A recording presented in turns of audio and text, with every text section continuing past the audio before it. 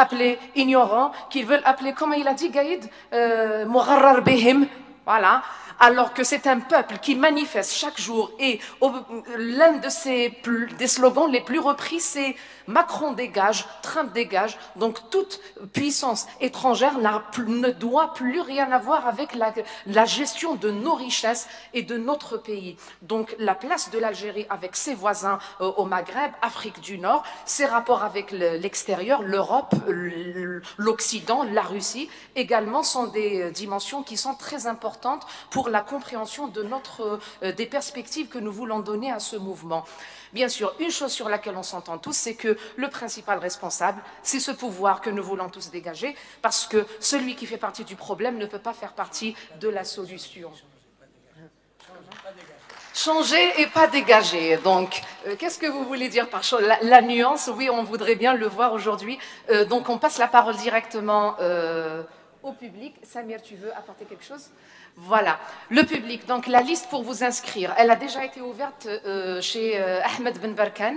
Ceux qui veulent intervenir, allez-y. Ahmed, tu prends le... Oui. Ahmed, je pense qu'il y a beaucoup d'intervenants. Pour le moment, on a une quinzaine d'intervenants. Oui. D'inscrits. Voilà. Oui, bien sûr. Ceux qui veulent encore s'inscrire, c'est auprès de nos amis. Pour gérer le débat. Voilà, on commence. Donc, on fait une série de 4 intervenants. Donc, j'appelle Irchi, Zaidi, Atmani Kamal et Afrit. Alors, M. Ben Bitour vous dit qu'il voudrait bien qu'on prenne 3 intervenants. Si vous voulez, 3-3, okay. Une série de 3 questions. Et alors, pour bien gérer aussi et pour être juste, parce que vous savez, au début, on donne beaucoup de temps de parole aux premiers, et puis les derniers, on leur donne 2 minutes.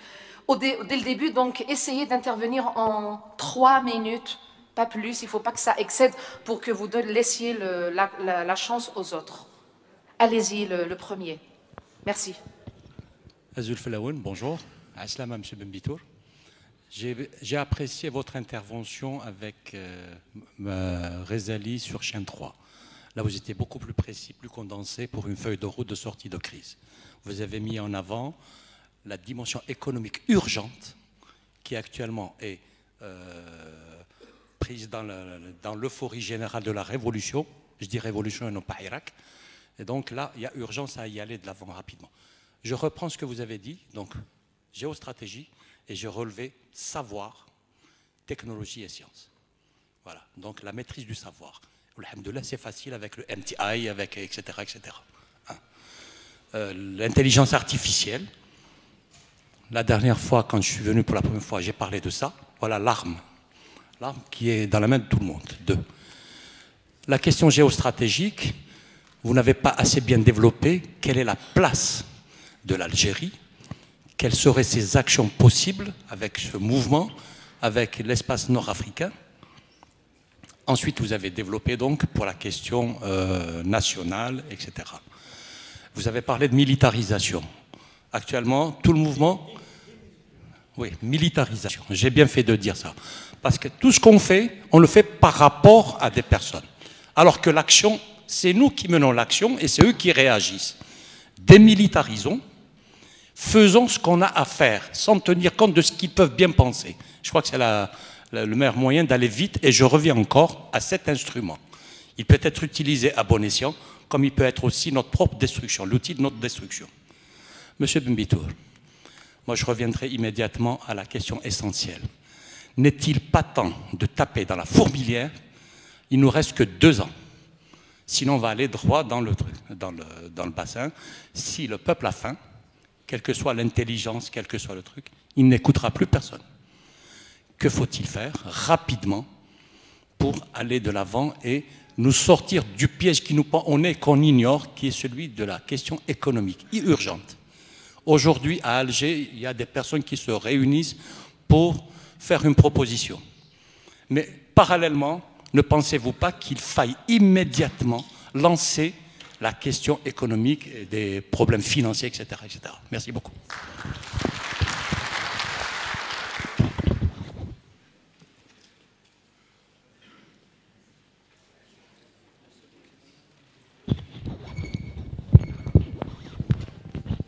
Sabah khair alaikum. Monsieur Benbitour, moi, l'économie, c'est pas ma tasse de thé. Donc je vais vous poser une question sur l'autre volet que vous avez un peu survolé. Alors ce matin, dans la presse, Ahmed Benbitour, ancien chef du gouvernement, je serai disposé pour aider d'une manière ou d'une autre à faire réussir la période de transition, mais pas nécessairement être membre de la direction. Plus loin, vous dites, des personnes viennent me voir régulièrement pour me dire que nous avons besoin de vous, mais aucune institution gouvernementale n'a pris contact avec moi. Alors, première question. Quand vous dites pas nécessairement, vous ne dites pas jamais être dans la transition. Vous dites des personnes sont venues me voir, je vous pose la question. Ce n'est pas les institutions, c'est les personnes. Est-ce que M. Gaïd Sadah est venu vous voir?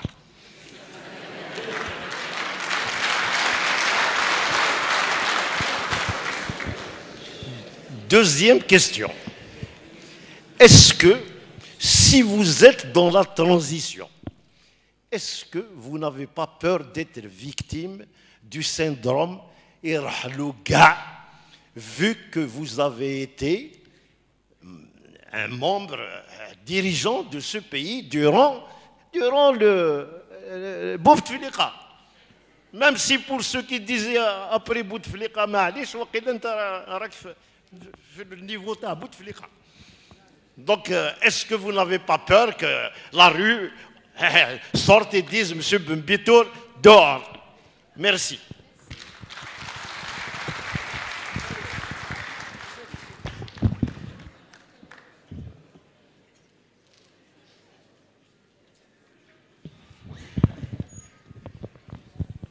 Zulf Laouen, bonjour à toutes et à tous. Premièrement, je veux remercier M. Benbitour qui a voulu venir et débattre avec la communauté universitaire et la société civile de Béjaïa. Donc, j'ai quelques questions à vous poser. Donc, dans la première partie de votre intervention, vous avez évoqué le concept de localisation. Et vous l'avez présenté comme étant un risque pour l'organisation des États. Et vous avez donné même l'exemple de la Syrie et de la Libye. Est-ce que par là, vous faites allusion aux problèmes d'ordre identitaire qui se posent actuellement en Algérie, notamment un parti politique qui plaide pour l'autonomie et l'indépendance de la Kabylie? Donc ça, c'est la première question. Bien sûr, la deuxième question a en relation aussi avec la première. Si vous serez demain, par exemple, président ou bien membre du groupe qui gère la transition du pays, est-ce que vous serez favorable pour la centralisation ou bien pour la centralisation ou bien la décentralisation? C'est ce qu'on appelle le fédéralisme. La troisième question. Bon, votre nom, il est cité notamment dans les réseaux sociaux, notamment sur Facebook, comme étant une figure emblématique qui peut gérer la période de transition. Mais il y a ceux qui sont contre en disant que M. Benbitour, il a fait partie déjà du système. Donc, qu'est-ce que vous répondez à ceux qui se plaignent de cet état de fait? Donc, la dernière question, vous n'avez pas vraiment donné une solution pour une sortie de crise salutaire. C'est vrai que votre intervention s'est penchée beaucoup plus sur le plan économique. Donc, ma question, est-ce que vous êtes favorable pour une sortie de crise constitutionnelle, politique ou bien un mélange des deux? Voilà, donc une solution pour la sortie de crise que vit notre pays actuellement. Et merci. Merci à nos chers intervenants. Monsieur Benbitour, à vous la parole. Okay. Donc, la première question, on a parlé de la dimension économique. Comme vous savez, nous sommes une économie qui dépend essentiellement des exportations d'hydrocarbures dans ses relations avec l'extérieur. On donne les chiffres de 98%, mais les 2%, c'est quoi? C'est des minerais. De toutes les façons, on n'exporte pas notre travail, on n'exporte que nos richesses. Ça, il faut bien le garder à l'esprit. Or, il se trouve, comme je l'ai dit tout à l'heure, nous sommes en baisse de production des hydrocarbures depuis 2006. depuis 2014, il y a encore les prix qui ont baissé, ce qui fait qu'on est en baisse et des prix et des quantités. Et ceux qui font le calcul, pas les mathématiques, savent que lorsque ces deux variables qui baissent, c'est une accélération de la baisse. Et effectivement, nous sommes dans une accélération de la baisse. Il va se trouver qu'en 2021, nos réserves de change seront totalement ponctionnées. Et nos recettes d'exportation ne couvriront qu'une partie de nos besoins d'importation.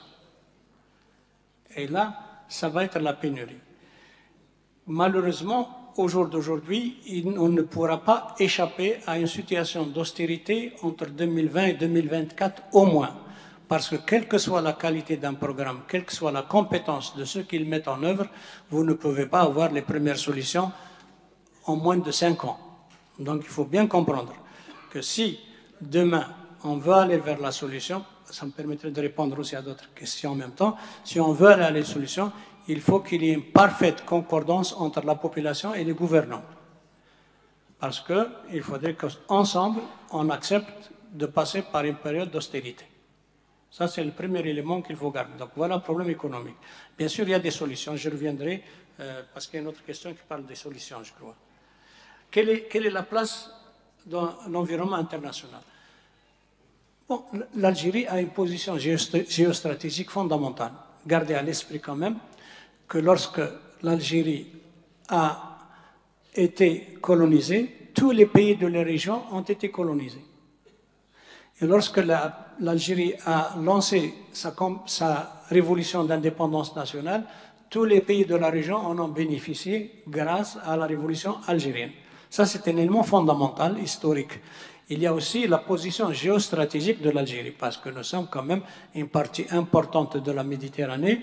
Nous nous trouvons au sud de l'Europe et nous sommes, si vous voulez, un tampon entre l'Afrique subsaharienne et l'Afrique d'une manière générale et l'Europe. Donc nous avons une position géostratégique fondamentale.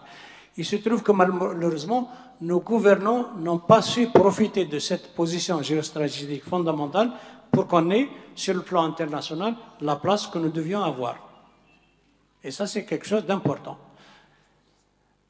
C'est là le vrai problème. Donc, il y a une opportunité maintenant, et bien sûr, comme je l'ai expliqué, les conditions pour qu'on profite de cette opportunité, c'est qu'il y ait une gouvernance et des gouvernants qui sont d'un autre profil et d'un autre niveau.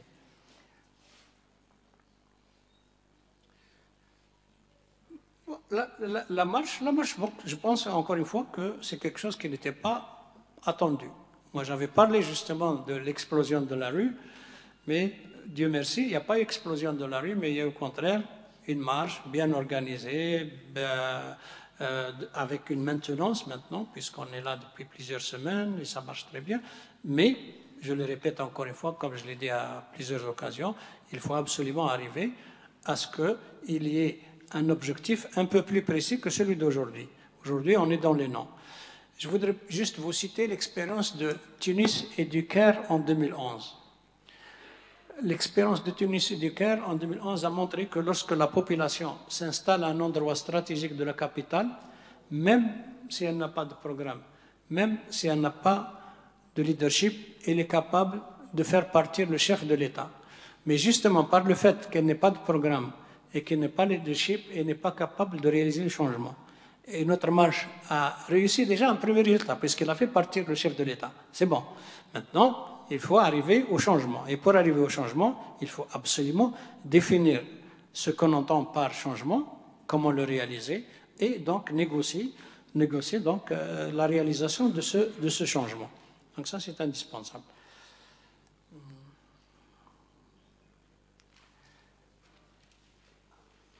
Bon, alors, que les choses soient claires.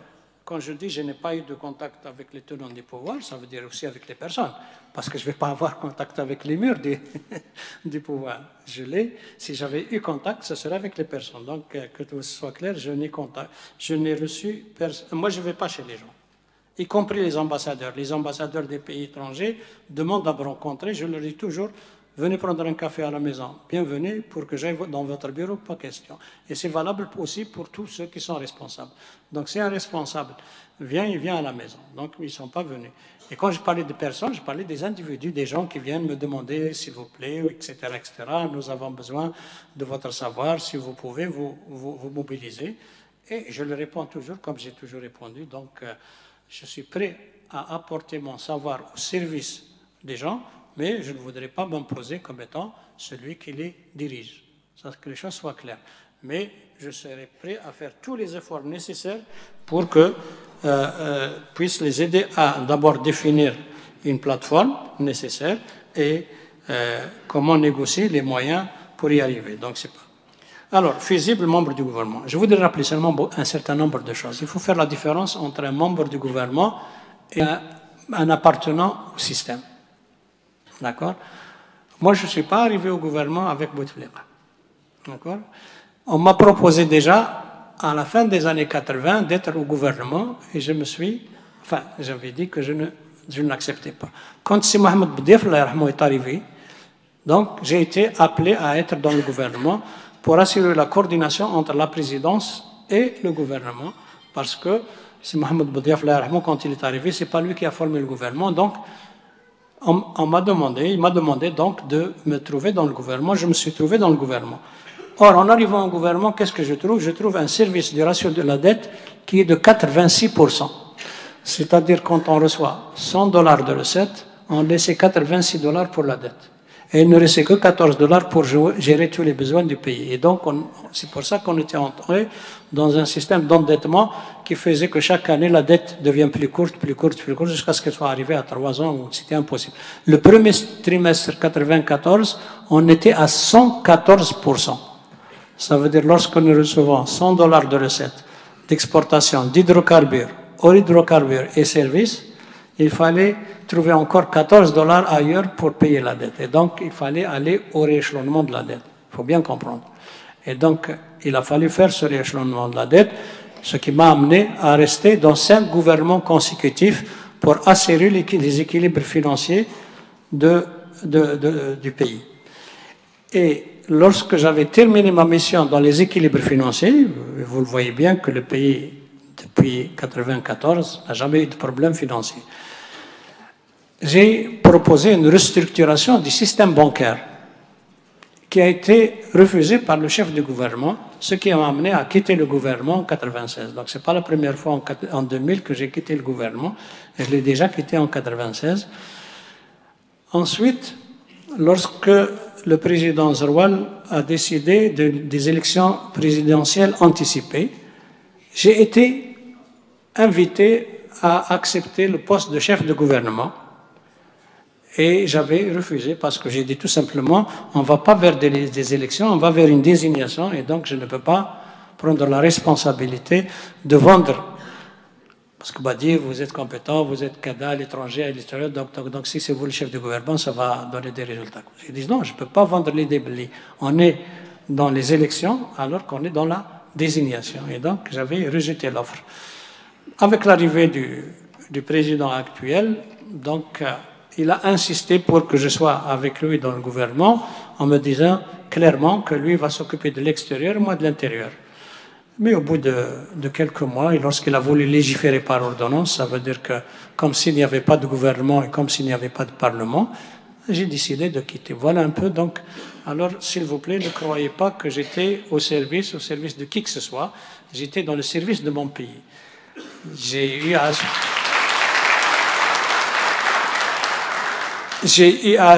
à gérer les entreprises publiques, donc j'étais directeur général d'entreprises publiques, j'étais aussi inspecteur général des finances, j'étais dans l'administration.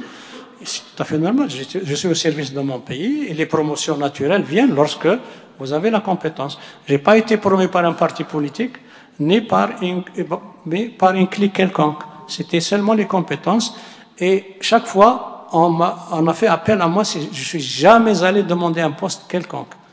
Je mets au défi tous ceux qui ont participé au pouvoir, s'ils peuvent dire qu'à un moment ou à un autre, je suis allé pour dire je voudrais être dans ce gouvernement. Au contraire, ça faisait toujours l'objet de négociations assez sévères pour accepter, parce qu'il y avait des missions importantes pour le pays. Alors, la glocalisation et le problème identitaire. Effectivement, bon, la glocalisation, ça veut dire que c'est des gens qui veulent casser les pays en les mettant en petits morceaux. Et donc, ils peuvent trouver tous les instruments nécessaires qui leur permettent de faire. Donc, s'il n'y a pas une prise de conscience de ce qu'on entend par identitaire, on risque justement de tomber dans le piège de ceux qui veulent nous séparer. Donc, il faut bien comprendre cela. Donc, identitaire n'a rien à voir avec la séparation du pouvoir, la séparation du territoire. Nous sommes tous algériens, nous sommes tous amazighs, arabisés ou non arabisés. Ça, c'est l'histoire qui a fait que nous sommes comme ça.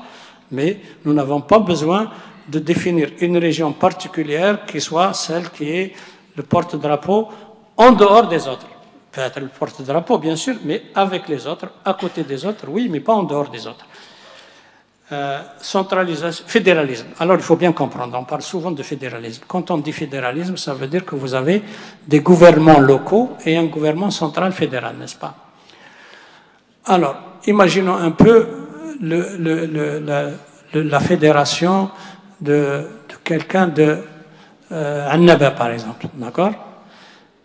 Il arrive, lorsqu'on est un gouvernement fédéral, le ministre des Finances fédéral réunit les ministres des régions pour définir la loi de finances, n'est-ce pas?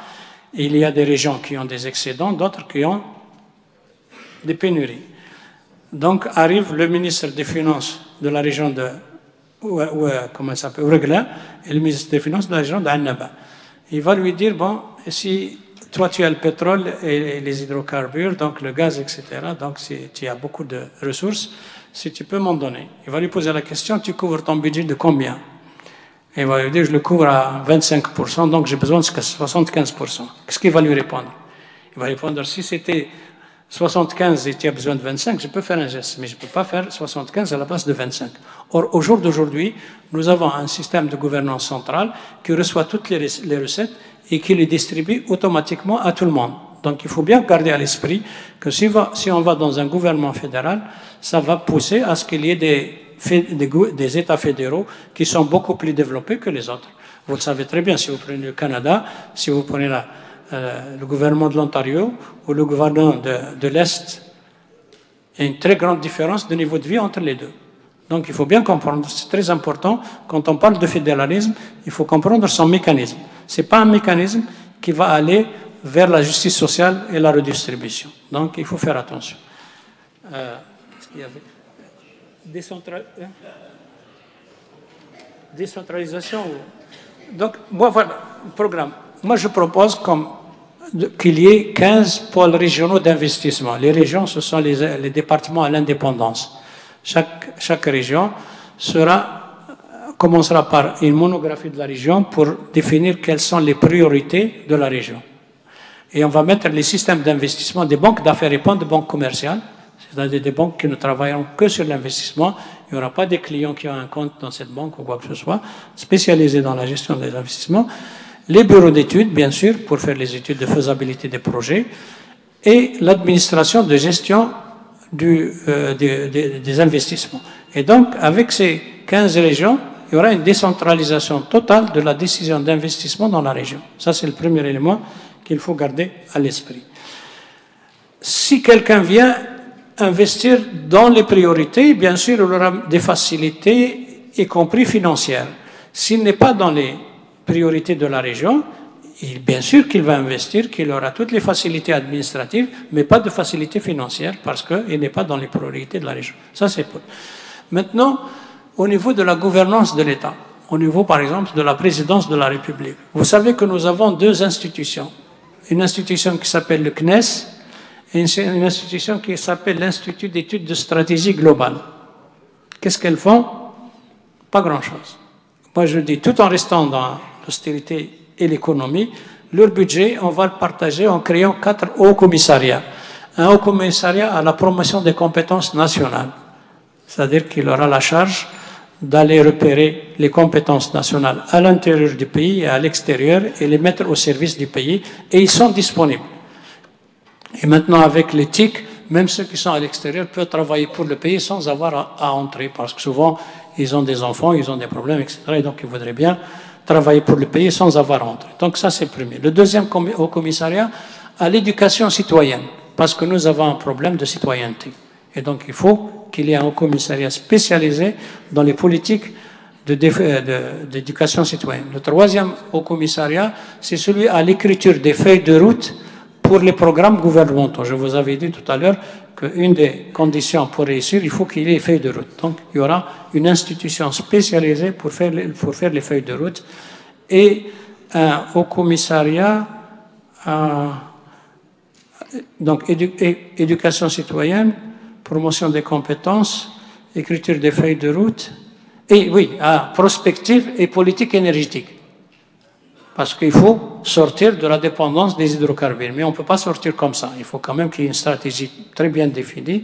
Et à ce moment-là, il y aura un haut commissariat qui aura pour mission essentielle d'abord de faire la prospective pour savoir comment évolue le pays, comment évolue le monde, et quelles seraient les politiques énergétiques en phase avec cette prospective. Je crois que j'ai répondu à... Ah oui, sortie de crise constitutionnelle ou pas. Je voudrais juste vous rappeler que lorsque j'avais annoncé en 2011 que le pays allait être en pénurie de moyens de financement en 2017 et qu'il fallait une nouvelle gouvernance, j'avais proposé une formule. J'avais dit que les gens qui appellent au changement organisent une conférence nationale. En 2011, une conférence nationale, et ils inviteraient le pouvoir en place à y participer. Et sortirait avec la solution que le pouvoir comprend qu'il ne pourra plus rester parce qu'il n'est pas capable de sortir le pays de sa crise, et qu'il y aurait la désignation de 5 personnes. Ces 5 personnes, ils auront 2 missions. Une première mission de 3 mois, qui consiste d'abord à expliquer à la population que le pouvoir en place a accepté de partir, pour qu'il n'y ait pas de soulèvement inutile. Deuxièmement, écrire les feuilles de route pour un gouvernement de transition de 12 mois et sélectionner les membres du gouvernement. Et je mets 3 mois pour qu'à chaque poste, il y aura un audit complet de tous ceux qui sont candidats à ce poste, pour que lorsqu'on choisit la personne, ce sera la personne la meilleure pour le poste. Après les 3 mois, donc le gouvernement est nommé, je parle de 2011, n'est-ce pas, par le président en exercice, qui est le président qui vient de partir, et donc il démissionnerait, et les 5 personnes seraient membres du Haut Conseil de sécurité, qui auront pour mission de suivre le travail du gouvernement et de préparer les feuilles de route pour les élections présidentielles en 12 mois. Les élections présidentielles en 12 mois seront libres pour le choix du candidat, mais ils seront quand même, les candidats doivent s'imposer la mise en œuvre d'un programme qui sera préétabli pour qu'on ne puisse pas nous retrouver dans une situation où on pourrait amener un programme qui n'a rien à voir avec la sortie de crise. Et pour le changement de la Constitution, c'est ça le problème important. Vous avez posé le problème identitaire, la Constitution, c'est quoi? C'est le choix de société. C'est l'expression d'un choix de société. Et ça demande du temps. Et je dis justement, parmi les missions des présidents élus pour 5 ans, c'est de travailler à à discuter à travers le territoire national quels sont les choix de société que les gens voudraient avoir en ce qui concerne la culture, en ce qui concerne l'économie, en ce qui concerne le système de pouvoir présidentiel, parlementaire, etc. Donc, toutes ces questions-là, et on prend 5 ans pour les travailler. Et au bout de 5 ans, le président, donc, qui a été élu il y a 5 ans, fera un référendum sur le projet qui aura été établi. Moi, je considère que la Constitution n'est pas une affaire d'experts. Ce n'est pas une affaire qu'on peut régler en 2 mois, 3 mois, ou 2 semaines, 3 semaines. C'est une affaire qui doit correspondre à la volonté de toutes les parties de la population. Et ça demande du travail pour que toutes les parties se mettent d'accord sur une société qu'ils considèrent qu'elle soit la leur. Merci. Merci. Deuxième série de questions, Ahmed. Donc, il nous reste encore 21 intervenants. On passe à la deuxième série. J'appelle Afrit, Aïssaoui Walid, Et Baka Souad. Les intervenants, venez en bas pour qu'on puisse gagner du temps. Azul Filaoun, l'Aslam Sis Betour. Je vous en prie. Donc j'ai deux petites questions. Donc la première consiste à l'austérité annoncée déjà pour 2021. Ça nous fait vraiment peur. À cela s'ajoute la planche à billets qui a été actionnée par l'ex-chef du gouvernement. Est-ce que le fait de changer de monnaie, par exemple pour ce qui est la monnaie nationale, peut constituer une solution, ne serait-ce que pour redynamiser le secteur économique interne? Ma deuxième question, donc, elle consiste, donc, indépendamment de la rente pétrolière, est-ce que les deux secteurs, la rente pétrolière, les deux secteurs générateurs d'emplois, qui en sont le secteur agricole et touristique, est-ce qu'ils peuvent constituer une solution aussi de crise par la décentralisation? Je ne vais pas parler d'autonomie ou autre chose, mais la décentralisation. Merci.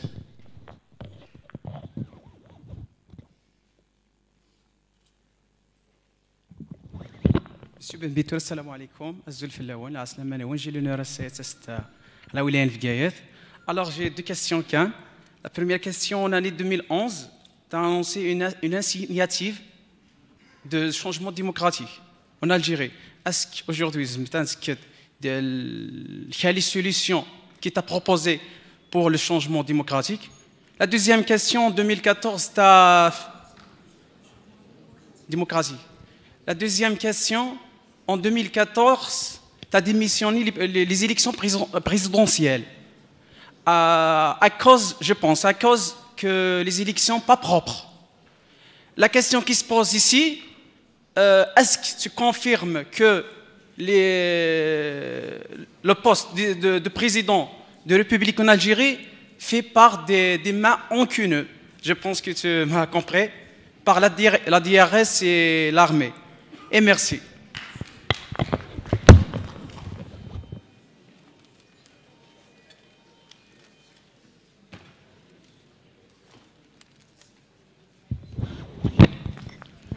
Salam alaikum. Azul Filah, monsieur Ben Bitour. La question تمزورت لماذا لم تذكر فرنسا في مداخلتك رغم أنها تتدخل دائما في السياسة الجزائرية؟ فهل مكانها الاستراتيجي بالنسبة للجزائر حسب رأيك مهم أم لا؟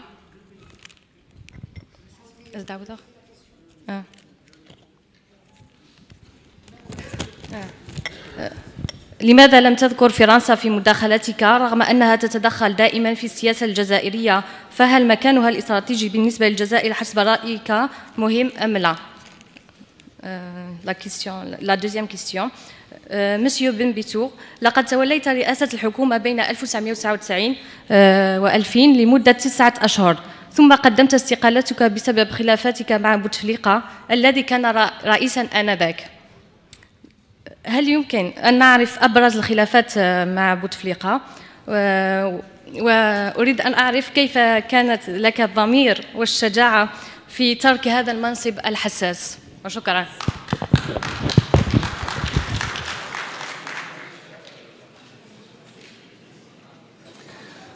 Alors, la planche à billets. Donc, il faut comprendre que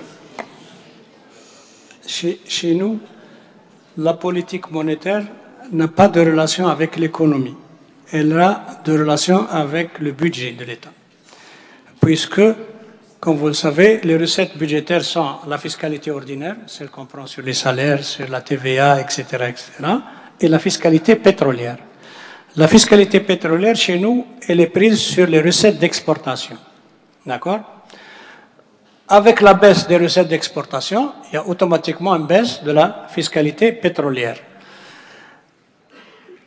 J'ai un petit problème parce que j'ai entendu qu'il y avait encore 21 qui veulent parler et s'il faut expliquer, ça prend du temps. Donc je ne sais pas. tu ne peux pas être bref sans expliquer, parce qu'il faut donner des exemples concrets. Par exemple, imaginons qu'une société exporte pour 100 millions de dollars de pétrole. D'accord? Le pétrole arrive chez le client, il envoie un chèque. La banque centrale a le monopole sur la devise. Donc l'argent ne vient pas à la société qui a exporté, il va à la banque centrale. Elle le transforme en dinars. Une partie importante va comme recette de la fiscalité pétrolière et une autre partie va comme chiffre d'affaires de l'entreprise. D'accord? Là, c'est clair. Si le prix du dollar est 70 dinars, la recette de 100 millions donne 7 milliards de dinars. S'il est 110, elle va donner 11 milliards de dinars. Et donc, on a l'illusion, en faisant passer le taux de change de 70 à 110, en baissant donc la valeur du dinar, qu'on a eu une augmentation de recettes. C'est une simple illusion. Mais cette illusion a des conséquences directes sur les prix, puisque nous importons 75% des calories que nous consommons. Ce qui fait que le produit que j'importais à $1, je le payais 70 dinars. Maintenant, il faut que je le paye 110 dinars. Donc, on a dit, on va aller à une autre formule, qui est la création monétaire directe. Vous appelez ça, vous, la planche à billets. Parce que, historiquement, les billets étaient fabriqués sur des planches, et donc, quand on fabrique les billets, on parle de planche à billets. C'est resté dans le discours. Vous savez très bien que les billets, ce n'est qu'une partie de la monnaie, la plus petite partie de la monnaie, d'ailleurs. Donc, la planche à billets, c'est quoi? C'est seulement dire que, on va, par la loi, autoriser la Banque centrale à financer les chèques du Trésor sans considération de ses avoirs.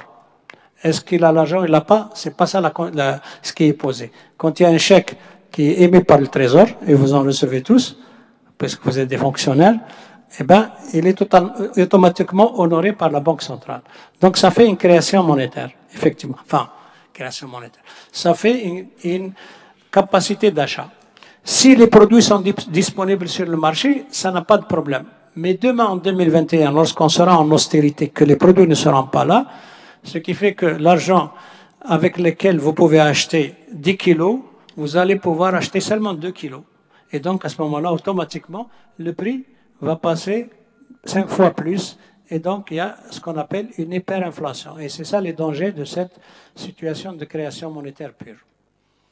Ou planche à billets, comme vous le signalez. Changer de monnaie. Qu'est-ce que ça veut dire changer de monnaie? Changer, on l'appelle aujourd'hui des dinars, demain on l'appelle autre chose. Ça n'a rien à voir. Le dinar aujourd'hui n'est pas échangeable sur les marchés financiers. Vous savez très bien, il n'est pas convertible sur le marché financier. Sa valeur est décidée par la Banque centrale. Elle peut changer de valeur comme elle le veut. Donc ce n'est pas le fait de changer la monnaie, sauf s'il y a une histoire, et ça c'est peut-être une erreur d'appréciation. On peut considérer que les gens ont stocké beaucoup de billets chez eux, et en les faisant changer, et on va les voir. Et puis, il faut, combien même vous le voyez, qu'est-ce que vous allez faire avec? C'est son argent, vous ne pouvez pas lui enlever. Donc, cette question de changer la monnaie n'a pas d'intérêt. La question de la valeur de la monnaie, c'est une question qui relève dans notre système de la Banque centrale. Bon, il y a la rente pétrolière. Justement, là, j'ai dit déjà que nous importons 75% des calories que nous consommons. Donc, il y a un besoin énorme de production agricole. Le tourisme, bien sûr, les caractéristiques du pays sont aussi des caractéristiques importantes pour le tourisme, compte tenu de la diversité géographique du pays, puisque vous avez le Hogar, vous avez les plages, vous avez la mer, vous avez les régions sahariennes, vous avez toutes les régions imaginables. Moi, j'ai eu à faire un voyage Alger-Timimoun, j'ai eu 4 saisons dans la même journée, au mois de décembre. Pas ce décembre-là, un des décembre. J'ai eu 4 comment dirais-je? Qu'est-ce que j'ai dit déjà? 4 saisons dans la même journée. La saison pluvieuse, froide, pluvieuse, neige et soleil, etc. Donc, c'est un pays qui a un potentiel touristique très important. Mais il faut bien comprendre que pour réussir dans le tourisme, il faut être prédisposé à accepter les conditions nécessaires pour travailler dans le tourisme. Si vous venez vous installer dans un café où il va vous laisser attendre combien de temps et après te dire où j'habite, vous ne pouvez pas avoir du tourisme dans ces conditions-là. Donc, il faut faire travail. Mais il y a un potentiel extraordinaire. De toutes les façons, vous savez très bien qu'aujourd'hui, ah oui, un point important, aujourd'hui, 2/3 de la production de richesse mondiale vient des services et non pas des produits physiques. Donc il faut bien comprendre que le monde est en train d'évoluer et donc effectivement, le tourisme et les autres services, ils ont un potentiel important, il faut s'y intéresser.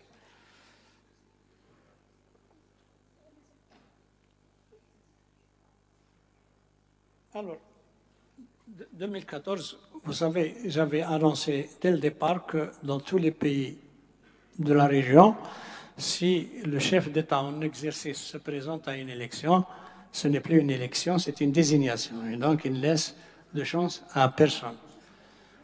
Donc, moi, j'ai travaillé justement pour me préparer à ces élections. J'ai réuni tout ce qu'il fallait faire, le dossier complet, pour qu'on ne dise pas qu'il ne veut pas se présenter parce qu'il n'a pas de dossier. Une fois que j'avais réuni toutes les conditions, j'ai appelé la presse qui ont vu sur place et les signatures et tout ce qu'il faut. Et j'ai dit non, je ne me présente pas parce que le président en exercice ne va laisser aucune chance à un autre candidat puisque ça va être carrément une désignation. Toujours dans le même sujet, il faut bien noter que de l'indépendance à aujourd'hui, aucun président n'est venu en dehors d'une désignation militaire. Que les choses soient claires. Qu'il s'agisse de Ben Bella, de Boumediene, de Chadli, de Si Mohamed Bdiaf, même lui, de Zerwal et de Bouteflika. Tous, ils sont venus après désignation par l'institution militaire. Que les choses, plus exactement, par le haut commandement de l'institution militaire. Donc, il n'y a pas... Nous n'avons pas encore eu d'élection présidentielle réelle. Nous avons toujours eu des désignations de présidents pour assumer la responsabilité de président de la République. Il y avait autre chose. لماذا لم أذكر فرنسا؟ أنا قلت لك توازن القوى رحل من الغرب إلى الشرق. دونك فرنسا واش بقى عندها من قوة؟ ما تنساوش باللي احنا اليوم نستوردوا من عند فرنسا أكثر بكثير ما هي تشري علينا. D'accord? Regardez combien est-il de vaches qui sont traites chaque jour pour donner du lait que nous buvons nous chez nous. En France, combien de vaches en France, bien sûr. Donc, en termes de dépendance, la France est autrement plus dépendante de nous que nous sommes dépendants d'elle. Maintenant, c'est une question de gouvernance pour assumer ce rapport de force en notre faveur. C'est tout. Donc, moi, je ne l'ai pas cité parce que j'ai considéré qu'elle n'avait pas de place dans la géostratégie mondiale. هم الخلافات في الحكومة. قلت لك الخلافات متعددة يعني التدخل في الصلاحيات إلى آخره إلى آخره وكما يقولوا قطرة المال اللي سيلت الكاس هو حب يدير القوانين بالأوامر وليس عبر البرلمان وعبر الحكومة وهذه كانت فرصة نقدر نقول لكم nous étions dans une partie de volleyball وكنا 19-19 et j'avais un match. Je frappe le match, je gagne la partie, je laisse le service, c'est l'adversaire, enfin le concurrent ou le compétiteur qui va gagner la partie. Donc j'ai joué le match.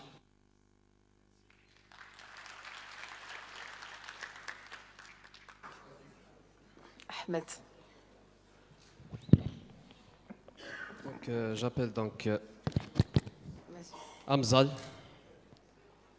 Tabet Moukran et Ouamari Mohamed Amin. Bonjour Monsieur Benbitour, bienvenue à Béjaïa. On vous remercie d'avoir eu du temps pour nous. L'Algérie a été séquestrée depuis son indépendance par des imposteurs, il faut le dire. De temps en temps, il faudrait utiliser les bons mots. Et par une mafia au pouvoir qui a duré jusqu'au jour d'aujourd'hui, avec une force militaire, peut-être qu'on vous le dit, ou une force politique, ou une force étrangère, il faut le dire aussi. Il faudrait chercher les vraies raisons qui ont poussé donc, tout un peuple à être hypnotisé pendant 57 ans. Quand je parle de tout un peuple, heureusement que la Kabylie aussi a été, dès le début, mécontente de ça. Et tout à l'heure, en nous expliquant comment vous avez proposé votre plan de sortie de crise en 2091, 2001, 2011, vous avez oublié, si je peux me permettre de faire une remarque, un point important à l'époque, que toutes les institutions de l'État, qu'elles soient constitutionnelles ou administratives, étaient infestées de rats au pouvoir qui n'auraient jamais permis un plan de sortie intelligent. Et c'est pour ça que ce peuple aujourd'hui, ce magnifique peuple algérien, a dit d'abord « Irahlo ga », ils dégagent tous, et après on fera ce qu'il faut faire. Donc, il me semble qu'aujourd'hui,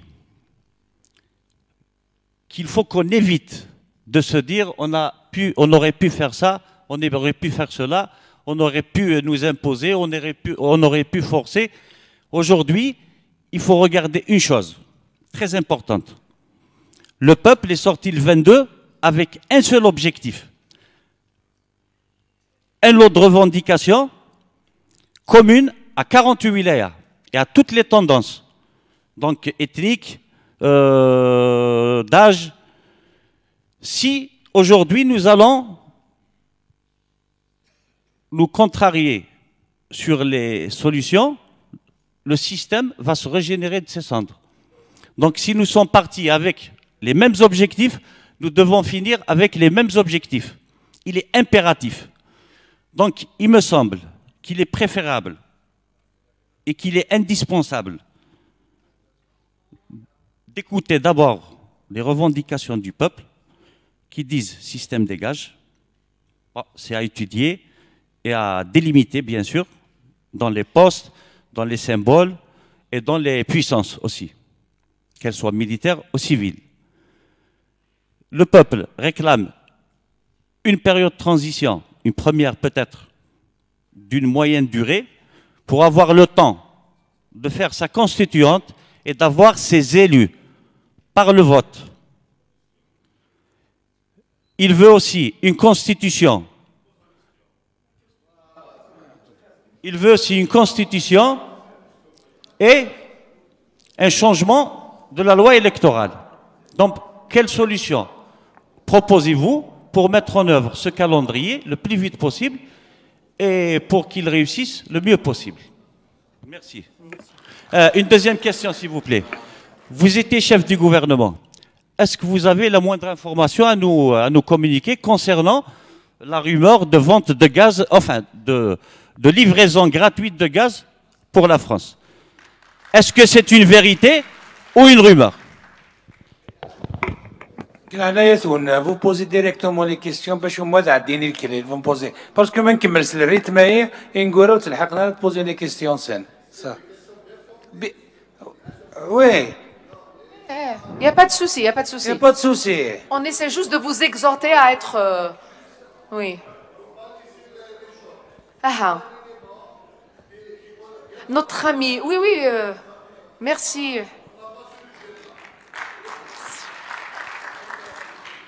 Et ça va, je trouve que jusqu'à présent, les intervenants sont assez brefs. Monsieur, allez-y. Merci. Bonjour à tous. Bonjour Monsieur Ahmed Ben Bitour. Marhaba bik fi Bjaya.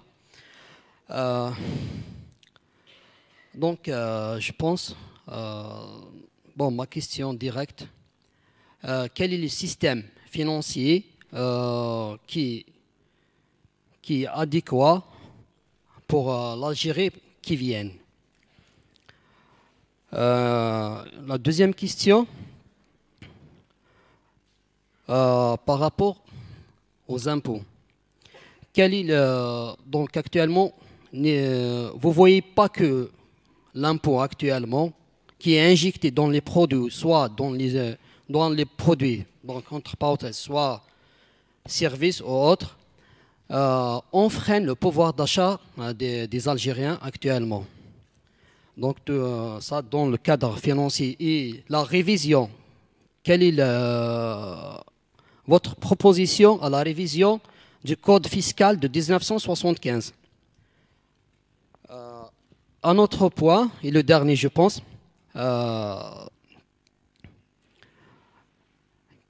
quel est le régime ou le système que vous allez proposer pour une Algérie pour sortir de l'impérialisme ou du communisme, ou lequel que vous proposez, vous?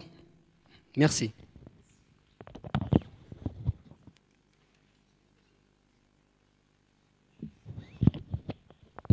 Alors, bonjour Monsieur Benbitour, soyez la bienvenue ici parmi nous. Alors, de ma part, je vais commencer par la politique interne, et puis on parle de la politique internationale, ou bien ce que vous dites géolocalisation. Pardon, géostratégie internationale. Alors, tout d'abord, on n'a pas de leader. Le peuple n'a pas de leader. On a reçu pas mal d'hommes politiques, des représentants politiques ici, mais il n'y a personne qui a voulu prendre la parole du peuple. À partir de ce point, est-ce que vous êtes prêts à prendre la parole du peuple? Dans l'un de vos passages en chaîne radio, la chaîne Radio 1, vous avez parlé du modèle des pays qui sont sortis, enfin des pays références qui sont sortis de la crise politique où ils avaient de la corruption, tels que la Finlande, vous avez parlé aussi de la Finlande, oui, la Nouvelle-Zélande. Est-ce que vous ne pensez pas qu'on devrait prendre un modèle référentiel par rapport à ces pays pour en sortir de la crise? Maintenant, revenons au premier volet, où vous dites géostratégie mondiale. Pourquoi vous ne dites pas ordre mondial? Un ordre mondial où vous avez maintenant, avec vos propres phrases, exclu la France. Et vous dites que la France n'en fait plus partie en répondant à la jeune demoiselle. Merci.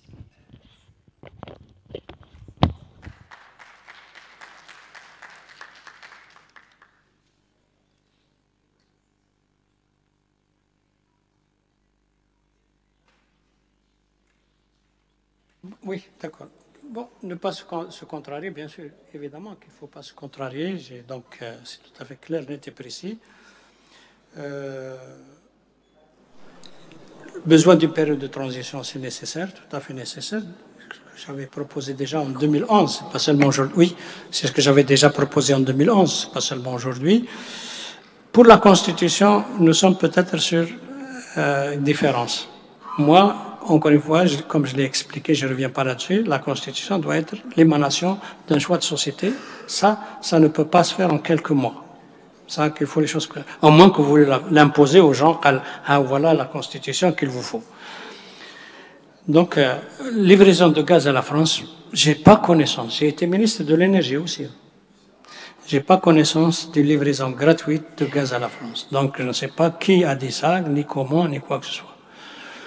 On a eu, dans les années 80, à négocier les prix. Et ils voulaient avoir un prix préférentiel. Mais ça n'a pas marché parce que si vous faites un prix aux Français, qu'est-ce qu'ils diront les Italiens ou les Espagnols tout de suite? Eux qui ont un gazoduc qui amène le gaz chez eux. Donc c'est tout à fait normal que ce n'était pas acceptable. Donc je n'ai pas connaissance, en tout cas, de livraison de gaz gratuit à la France. Quel système financier adéquat? D'abord, il faut seulement faire en sorte que notre système bancaire fonctionne correctement, parce que nous sommes plus dans des caisses monétaires que des banques de monnaie. Donc, il faut faire fonctionner le système. Déjà, comme système bancaire, en le réformant pour qu'il puisse fonctionner tout à fait normal. Alors, quand vous parlez des impôts, il faut comprendre que vous avez des services. Ici, vous êtes dans une université, c'est un service qui est payé, n'est-ce pas, par quelque chose. Eh bien, ce quelque chose s'appelle les impôts. Donc, si vous considérez que les impôts sont une surcharge pour le pouvoir d'achat, alors à ce moment-là, vous pouvez avoir moins d'impôts, mais vous aurez aussi en même temps moins de services publics. Et comme nous sommes dans un système où le service public est assez important, gratuité des soins, gratuité de l'école, etc., il est tout à fait naturel qu'il y ait des impôts. Alors imaginez qu'il n'y avait pas les impôts sur la fiscalité pétrolière, qu'est-ce qu'il serait alors à ce moment-là? Donc nous avons déjà un allègement important dans le poids des impôts dans le pouvoir d'achat des populations grâce à la fiscalité pétrolière, qui est déjà un bon point. Donc, attention lorsque vous parlez de baisser les impôts parce qu'elle pose un pouvoir d'achat, elle baisse le pouvoir d'achat, il faut considérer qu'aussi, elle vous permet des services que vous n'aurez pas s'il n'y avait pas ces impôts-là. Le code fiscal, je pense que d'après vos questions, vous êtes quelqu'un dans le système financier, donc je ne sais pas qu'est-ce que je pourrais dire du code fiscal. Je n'ai pas de point particulier à dire. Quel système, aujourd'hui, vous savez, nous sommes plus dans le communisme, l'impérialisme, etc. Nous sommes aussi dans la globalisation, la glocalisation, l'économie du savoir, etc. Donc le monde est en train de changer de façon fondamentale, mais il n'a plus ce repère idéologique. Il n'y a plus d'idéologie directe dans le système de gouvernance des États. Donc il ne faut pas s'inquiéter. Outre mesure, impérialisme, bon, c'est sûr que nous ne pouvons pas être impérialistes, nous n'avons même pas les moyens, mais même pas communistes non plus. Bon, j'avais cité l'exemple de la Finlande et de la Nouvelle-Zélande, c'était dans le cadre de la bonne gouvernance, parce que ce sont les pays qui sont les mieux placés dans le monde dans la bonne gouvernance.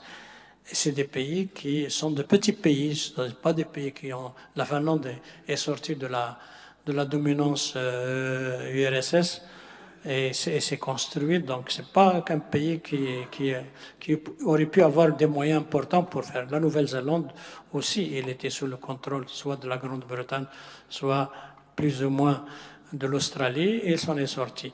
Donc ce sont des modèles assez intéressants de les prendre comme modèle dans la bonne gouvernance, et des discussions que j'ai pu avoir avec le responsable, ils sont disposés à apporter leur savoir-faire si on le demande. C'est pour ça que je les cite comme exemple. Pourquoi je n'ai pas utilisé ordre mondial? Bon, vous savez, comment dirais-je, l'expression change avec le temps. On a beaucoup parlé de l'ordre mondial dans les années 70, et c'était nous d'ailleurs qui avons mené toute une campagne pour le nouvel ordre économique mondial, par exemple. Aujourd'hui, on parle plus de géostratégie parce que, comme les ordres, comme l'impérialisme, le communisme, etc., sont plus ou moins partis. Et donc, aujourd'hui, on parle de géostratégie. C'est lui qui va dominer ce qui se passe autour de lui. Et donc, c'est pour ça qu'il vaut mieux utiliser le mot géostratégie que ordre. Qu'est-ce qui me restait encore? C'est bon. Voilà. Prêt à répondre à la réponse du peuple, je l'ai dit encore une fois, vous l'avez constaté, les marcheurs de tous les vendredis et les autres jours ne veulent pas que quelqu'un assume, soit leur chef ou assume leur responsabilité. Et c'est bien pour eux. Donc, s'il y a un besoin pour écrire les feuilles de route de négociation pour changer le système de gouvernance, nous sommes prêts à les aider, sans aucune contrepartie. Absolument aucune. Moi, je n'ai pas du tout d'envie d'aller au pouvoir. J'ai déjà été assez souvent dans la gouvernance. Je serais bien tranquille de rester chez moi tranquillement. Mais si ils ont besoin d'un savoir-faire tout à fait neutre, je suis prêt, bien sûr, à apporter mon savoir-faire au service des gens qui sont dans la rue.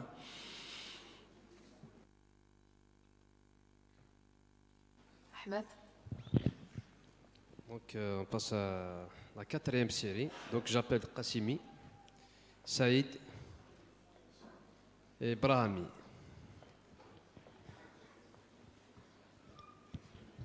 Bonjour, monsieur. S'il vous plaît, juste si j'ai déjà répondu à une partie des questions, ce n'est pas la peine de les reposer, Madame Bekmi, pour qu'on puisse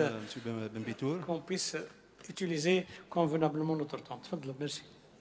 Bon, j'ai 2 questions en économie et deux autres comme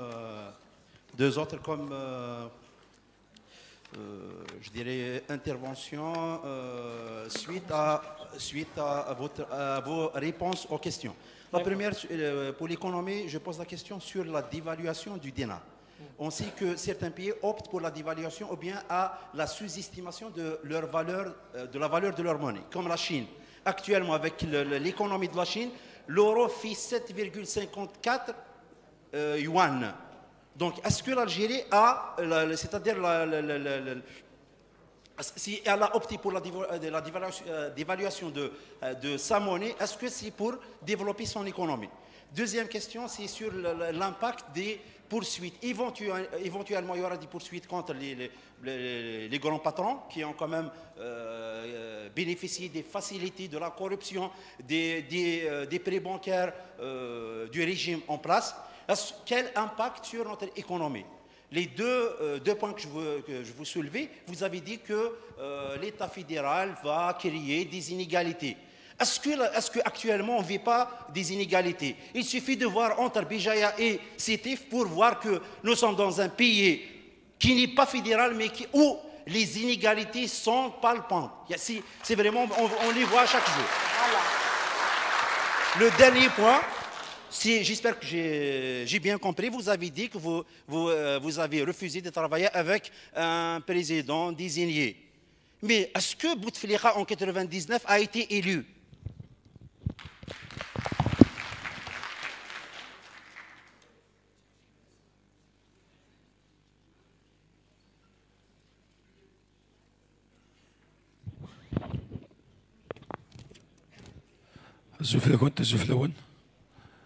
J'ai deux questions.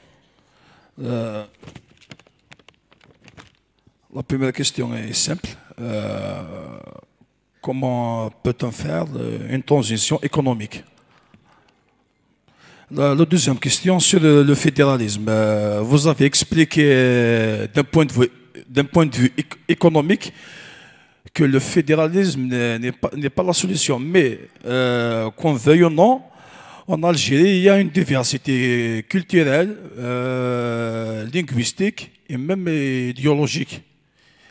Et cette diversité menace même aujourd'hui l'unité nationale et l'unité du peuple algérien. Parce que, un exemple, c'est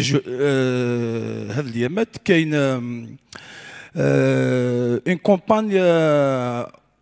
campagne raciste anti-amazigh وموجودة أيضا في الميدان.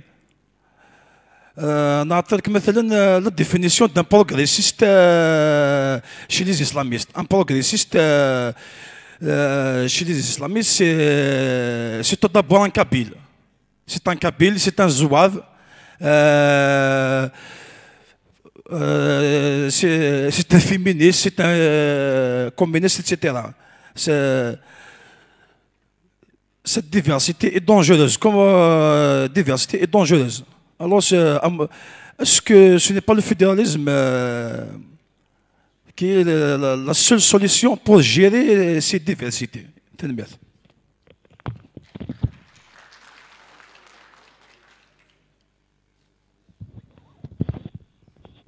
Bonjour, مرحبا بك سي بن بيتور. Je voudrais poser deux questions. Donc la première question, c'est pour la première partie de votre conférence et la deuxième pour la deuxième partie. Est-ce que avec la transformation, tout ce qui est transformation numérique qui se passe dans le monde, tout en sachant d'après les statistiques, il y a 65% des data centers. Les data centers sont entre la Chine et les États-Unis. Et le reste, les 35%, c'est entre l'Allemagne, la France, tout ça. Et nous, l'Afrique, on a presque 0,002 dans le domaine de tout ce qui est data center. Donc, toutes les informations, toutes les données qu'on a, algériennes, déjà on commence par l'Algérie, ne sont pas chez nous.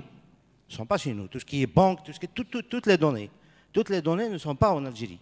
Donc, est-ce que vous ne pensez pas que demain, notre avenir va devenir, c'est-à-dire de ce qui va devenir, c'est-à-dire l'Algérie va devenir une petite commune numérique de Washington, par exemple, une petite commune, quel est le danger? La deuxième question, c'est les entreprises en Algérie, pour réussir, il faut être pratiquement connecté politiquement pour réussir. pour se développer, pour tout ça, il faut être connecté politiquement. Comment on peut faire? Comment, c'est-à-dire, on peut déconnecter ces entreprises dans cette nouvelle Algérie sans faire des dégâts au niveau en gardant les salariés, toute la masse salariale. Voilà, merci. Merci. Monsieur Benbitour, j'aimerais bien en fait préciser, en tout cas c'est un avis personnel, cette répétition, je pense que les questions sur le fédéralisme reviennent, cette répétition n'est pas stérile. Je n'aimerais pas que vous le considériez comme un ressassement d'une question à laquelle vous avez déjà répondu. C'est tout simplement dû au fait que cette option du fédéralisme, du respect des particularités régionales est une idée qui fait son chemin ici au moins en Kabylie. C'est une question qui tient à cœur à tous nos concitoyens ici, et le fait que peut-être vous ayez exprimé et tout à l'heure des réserves par rapport à ça a fait tiquer l'assistance, et c'est normal. Donc c'est une question qui fait vraiment débat, et moi-même j'allais rebondir dessus, mais j'ai laissé le soin à l'assistance de le faire. Parce que dire que l'option fédéraliste, ça va générer des inégalités et des injustices entre les régions, déjà, regardez ce que a dit tout à l'heure notre ami Qassimi. Donc, ça serait cautionner l'État jacobin et alors, il faut bien comprendre que fédéralisme, ce n'est pas une question identitaire, c'est une question de gouvernance. Vous avez des États fédéraux, les États-Unis sont un État fédéral, ils n'ont pas de problème de langue, ils ont la même langue anglaise. Vous avez le Canada, c'est un État fédéral, bon, ils ont deux langues, c'est vrai, le français et l'anglais, mais l'Allemagne est un État fédéral. Donc, encore une fois, il faut bien comprendre, quand on parle de fédéral, on parle de gouvernance, de modèle de gouvernance du pays. Donc ça, c'est la chose claire. Et donc, la question identitaire, il faut la traiter comme une question identitaire et non pas comme une question de gouvernance. Que les choses soient claires. Moi, je n'ai abordé que la question gouvernance. La question culturelle, je pense que vous êtes autrement mieux placé que moi pour la traiter que je puisse le faire, et vous-même en tant que professeur. Alors, économie, la dévaluation de la monnaie. C'est-à-dire qu'il y a une idée chez les économistes qui consiste à dire que si vous voulez encourager l'exportation, dévaluez votre monnaie. Si vous avez, comme on a dit tout à l'heure, le dollar il fait 70, ou là vous le passez à 110, donc le produit que vous vendiez à 70 coûtait $1, maintenant il va coûter beaucoup moins d'$1. D'accord? Et donc c'est un encouragement aux exportations. Or, nous n'exportons rien d'autre que les hydrocarbures dont les prix sont fixés sur le marché international, ce n'est pas chez nous. Donc, la dévaluation ou la non-dévaluation n'a rien à voir avec les exportations dans notre pays. Elle a à voir avec les importations, par contre. D'accord? Alors, donc, chez nous, encore une fois, je l'ai dit tout à l'heure, je le répète rapidement, la monnaie, la politique monétaire a un rôle budgétaire et non pas un rôle monétaire. C'est comment définir la part de la fiscalité pétrolière qui va au budget. Il y a la politique monétaire, la valeur du dinar. Il n'y a pas une autre chose, et je l'ai bien expliqué. Donc, ce n'est pas la peine que je continue sur ce sujet-là. Bon, poursuite des grands patrons. Alors, il faut bien comprendre un point important. Si quelqu'un a un compte bancaire dans une banque à l'étranger, personne ne peut transférer son argent vers le pays si c'est lui-même, si c'est pas lui-même qui le fasse. Donc, il faut bien comprendre. C'est-à-dire, c'est pour cela qu'il faut absolument que les gens passent par la justice, et c'est la justice qui va leur demander de ramener l'argent. Parce que si eux ne décident pas de le ramener, aucune banque, quelle que soit la banque à l'étranger, ne vous autorise pas à transférer l'argent vers le pays. Nous avons une question historique. Voilà, l'argent du FLN. L'argent du FLN était en Suisse, mais il était déposé au nom de Kheder Laïrahmou.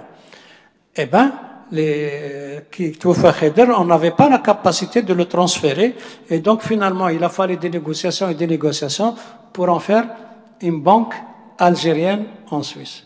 Donc il faut bien comprendre que cet argent qui est sorti, il ne reviendra que ceux qui ont la signature du chèque qu'ils le fassent rentrer. Et donc, il faut absolument qu'ils passent par la justice algérienne qui va leur demander de ramener l'argent qu'ils ont pris. Ou leur imposer, je ne sais pas. Bon, toujours est-il que n'attendez pas des banques pour qu'ils fassent transférer l'argent sans l'accord de ceux qui ont Alors, inégalité. Bon, s'il y a des inégalités, il y a des inégalités, il faut travailler pour les faire passer. Moi, j'ai seulement dit que dans un régime fédéral, la distribution des ressources n'est pas égalitaire, parce qu'elle est fédérale, par définition de la fédération. Donc, il faut bien comprendre, c'est tout ce que j'ai dit, je n'ai pas dit plus. Donc, s'il y a un problème... Alors, président désigné, je crois que le monsieur qui a parlé, s'il vous plaît, quand je parle, j'aime pas qu'on me coupe. Le monsieur qui a parlé, je crois qu'il a très mal entendu ce que j'ai dit. J'ai jamais dit que je ne suis pas au service d'un président désigné. Que les choses soient très claires.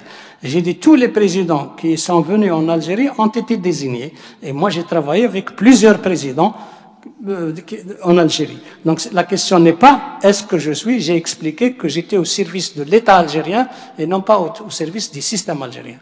Donc gardez ça à l'esprit une bonne fois pour toutes. C'est très bien de vouloir faire des contradictions, mais il faut quand même suivre un tout petit peu. Alors, transition économique. En fait, la question qui se pose, c'est nous sommes dans une dépendance totale des hydrocarbures. Il faut essayer de commencer à travailler. C'est pourquoi j'ai appelé à créer des pôles régionaux d'investissement. C'est pour que l'investissement soit totalement décentralisé, pour qu'on puisse prendre les décisions rapidement. Et j'ai commencé par dire qu'il faut une monographie pour définir les secteurs prioritaires d'investissement, et à ce moment-là, on pourra démarrer. Mais si vous n'avez pas les instruments de démarrage, ce n'est pas la peine de parler de transition économique. Fédéralisme identitaire, j'ai déjà répondu. Bon, s'il y a des gens qui sont contre les questions identitaires, ça n'a rien à voir avec le fédéralisme. Ce n'est pas une question de fédéralisme ou pas fédéralisme. Nous ne sommes pas, de toute façon, aujourd'hui dans un système fédéral. Il faut justement amener ces gens à avoir un minimum de respect pour tous ceux qui se trouvent dans le pays, pas seulement pour leur façon de voir les choses.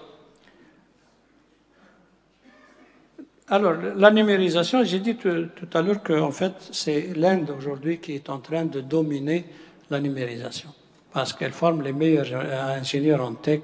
Ce n'est ni les États-Unis ni d'autres. C'est l'Inde vraiment qui va être le premier. Les entrepreneurs connectés politiquement, c'est-à-dire que vous êtes en train de dire qu'il faut un peu de corruption pour pouvoir créer son entreprise. Et justement, tout le travail consiste à créer un modèle où il n'y a pas de place à la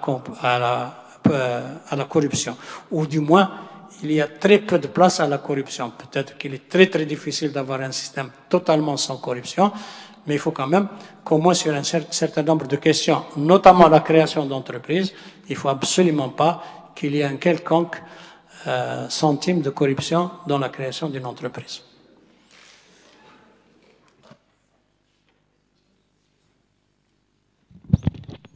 Donc j'invite Ben Khanouch, Niet Yahya et Chiban.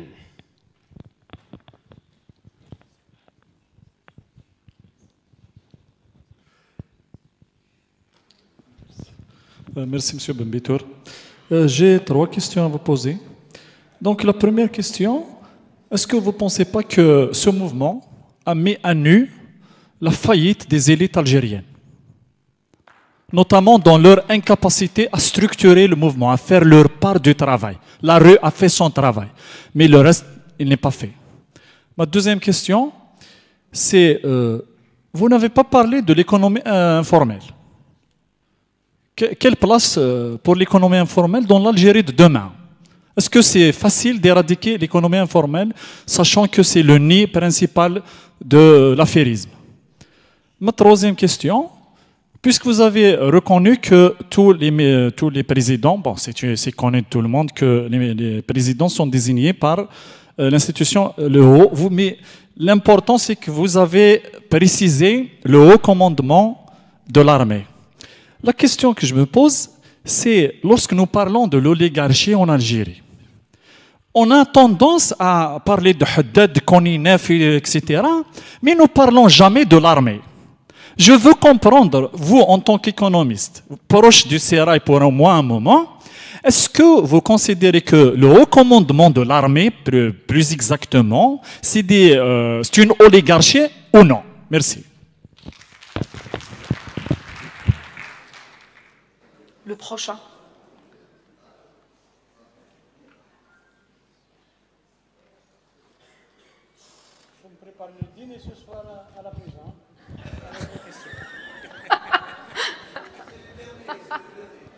Zulflaouen.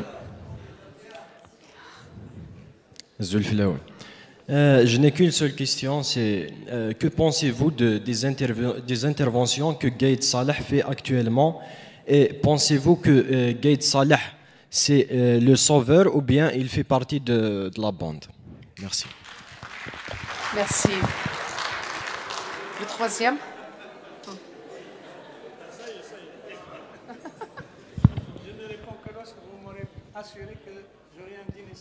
On a des avocats, n'ayez pas peur.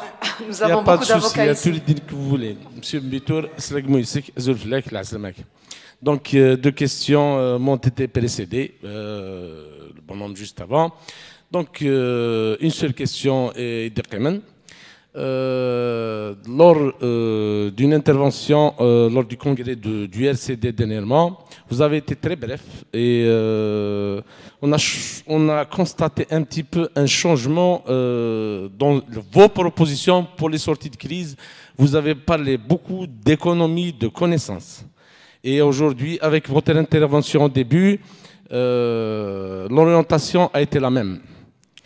La question que je me pose, est-ce que cette politique d'économie de connaissances, nous avons ces moyens? Est-ce que nous avons les moyens d'une telle politique à la lumière de la liquéfaction du système éducatif Zara, ce qu'a produit aujourd'hui, les dégâts qui ont été causés? Et si c'est oui, quels sont les mécanismes à mettre en œuvre, à court, moyen terme, du moins? Merci. Il aurait fallu m'inviter sur une conférence sur ce sujet-là seulement. Bon, merci.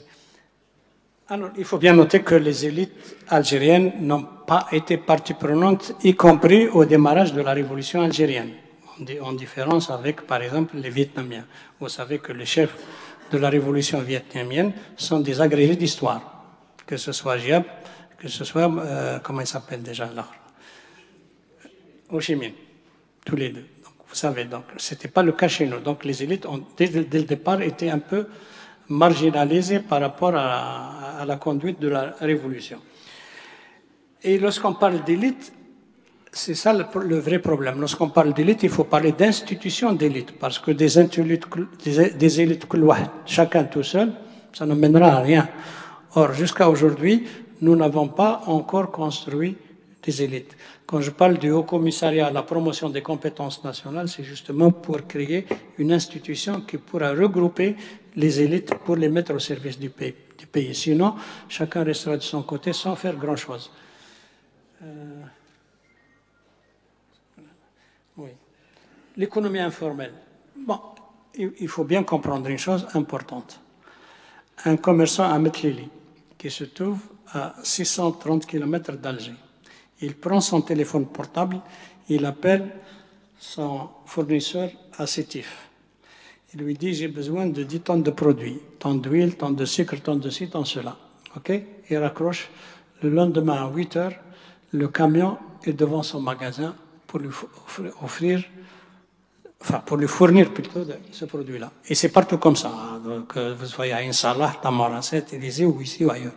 Donc, il faut bien comprendre qu'actuellement, l'économie informelle a le monopole sur la redistribution des produits sur le territoire national.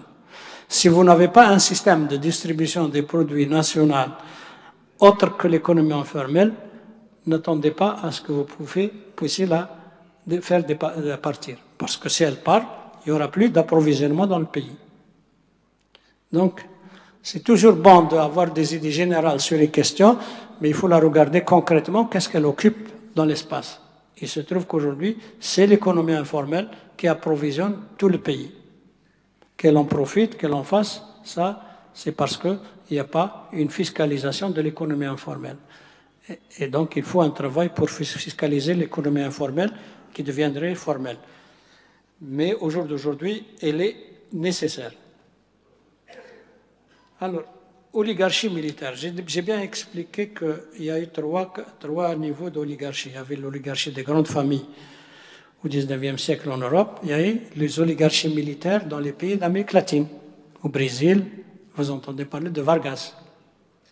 Hein? Au Chili, j'ai déjà pas le nom direct, mais c'était des généraux qui avaient pris le pouvoir et créé des oligarchies.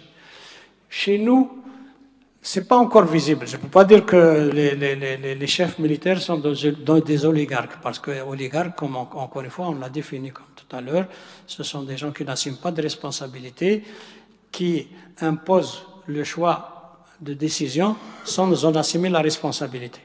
Ça n'a pas l'air d'être le cas chez nous.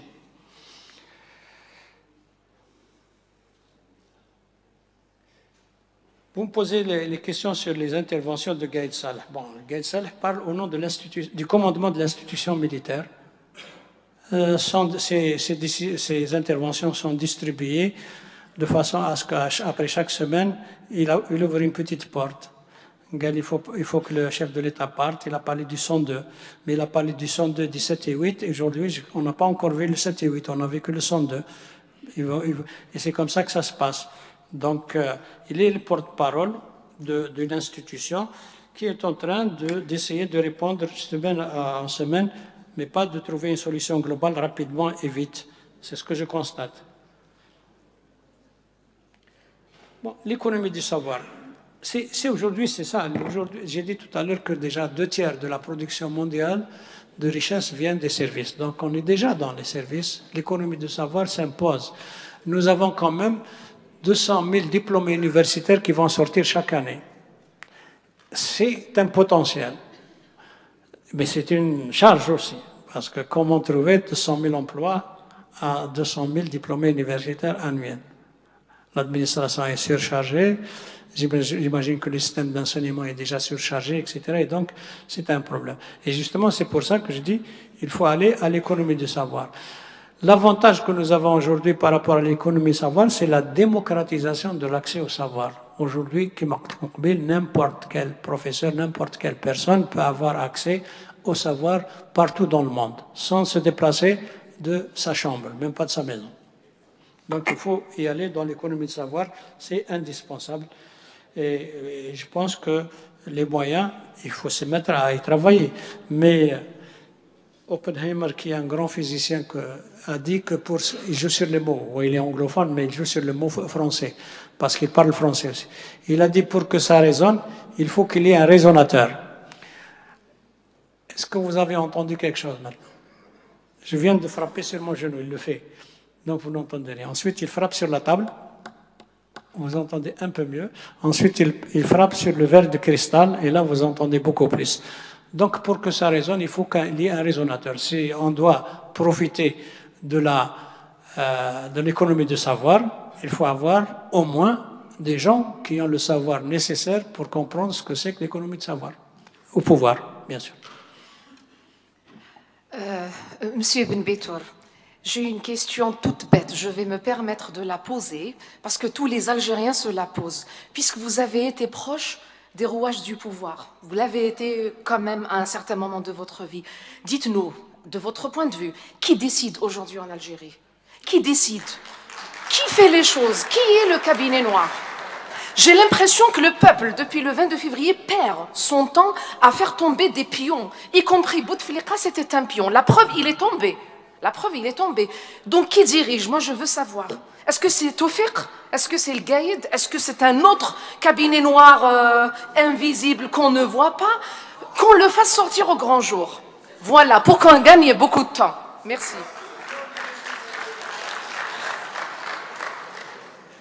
Je ne sais pas s'il veut répondre maintenant.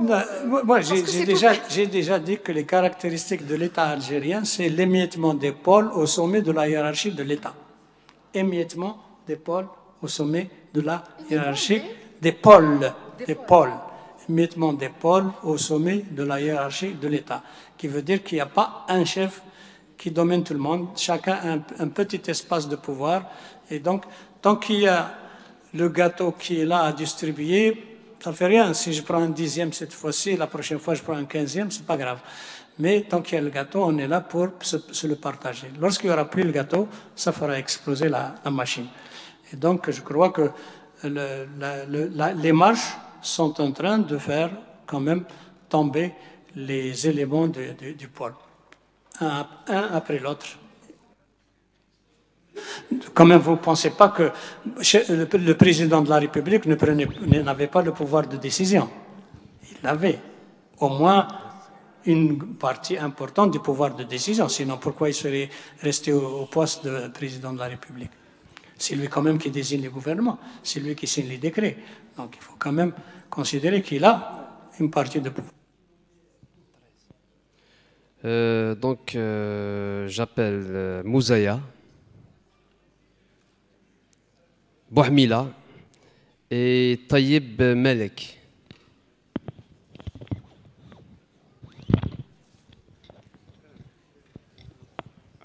Déjà la semaine où j'ai envie de poser juste la liaison entre la démocratie et la justice sociale. Comment il peut se réaliser avec un système économique libéral, là où on a tout libéré, justement, tout l'informel, c'est dû, à mon avis, c'est dû justement à l'ouverture afin de l'intervention de l'État sur le commerce extérieur. Tout le monde importe ce qu'il veut, à des prix comme il veut. Donc pour moi, qu'il y ait d'abord, pour dire qu'il y aurait justice sociale avec cette économie, donc on va faire la chaîne, qui va être importateur. Tous les Algériens faire la chaîne à tour de rôle, pour que ça soit une justice sociale. Parce que vous dites économie et la connaissance. S'il faut livrer, maintenant, vous dites libéral, bon, c'est pas vous, bon, mais il y a cette ambiance libérale, donc les acteurs économiques, je ne sais pas moi quels sont ces acteurs économiques. Donc vous voulez donner certains acteurs, pourquoi pas? Nous tous, nous sommes des acteurs. Et on va prendre cette entreprise de pétrole à tour de rôle. Et on va prendre des bénéfices. On n'a pas peur de l'austérité, on a peur de l'injustice. Comment qu'il y ait une justice avec quelle économie?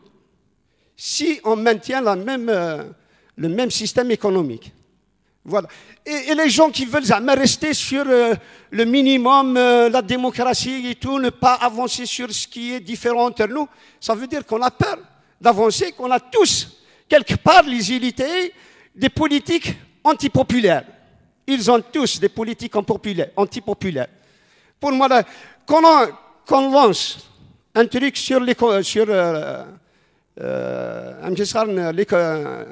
l'agriculture. On n'a pas, pour la Kabylie, il n'a pas les terres agricoles. Qu'on lance sur le pétrole, il ne nous appartient pas. Donc, les bars, thinking, et c'est l'avis de pas mal de gens, on n'a pas envie de cette, justement. Je suis d'accord avec lui. Et on va te faire foutre. Point.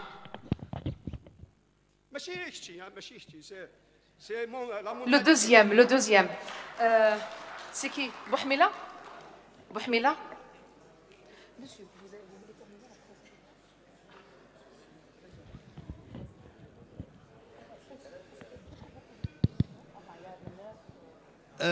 bonjour tout le monde, Azoul Flaouen.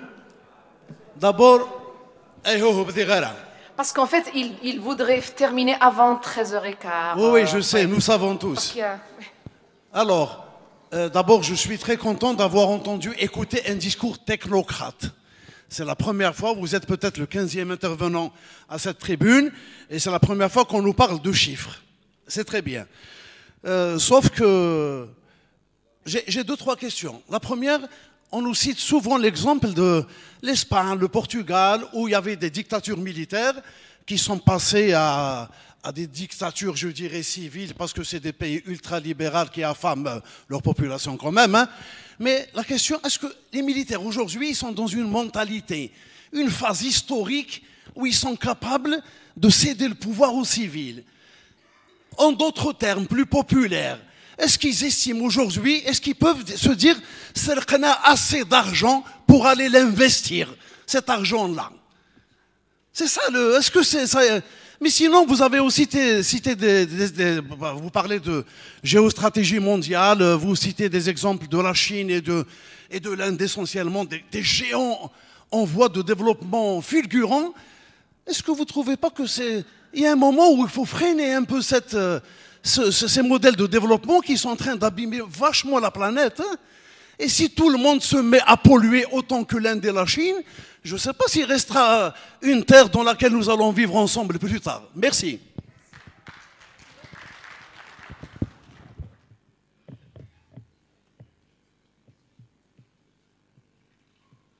D'abord, un grand merci aux organisateurs. Ça fait plaisir de vous entendre parce que le discours est changé chouïa. Ça parle d'économie, ça parle et tout. Je suis un jeune entrepreneur à Béjaïa. Je milite actuellement pour la création d'un centre pour les nouveaux métiers du numérique, Aqling el digital. J'active dans le digital. Je crois beaucoup au potentiel de ma ville. On dit que le potentiel humain, c'est l'autre pétrole de l'Algérie. L'autre pétrole de l'Algérie représente, je ne connais pas le chiffre exact, 75% de la population qui est jeune. Ce potentiel, après 20 ans de one-two-threeisme, après avoir déserté le champ politique, après vous me dites que c'est un pouvoir paternaliste, les enfants n'ont pas parlé pendant 20 ans. Là, la rue appelle et nous dit place aux jeunes. Comment faire? Nous qui n'avons pas fait de politique, nous qui n'avons pas notre voix, comment faire? Comment prendre notre place dans la construction de cette nouvelle Algérie que nous avons déjà entamée? Parce que moi, je ne dis pas Tenahaouga, parce que dans ma tête, Tenahaouga déjà. Nous sommes déjà dans la phase construction. Merci.